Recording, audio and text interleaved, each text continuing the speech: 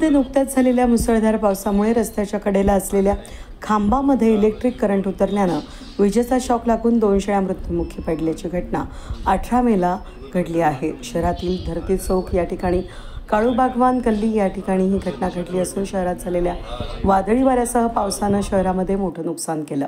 या पावसामुळे कोतवाली पोलीस ठाण्याचे संरक्षक भिंत कोसळली. सुदैवानं कुठलीही हानी झाली नाही. धरती चौक हातमपुरा या ठिकाणी इलेक्ट्रिक पोल करंट उतरल्यानं 2 निष्पाप शेळ्यांचा जीव गेला.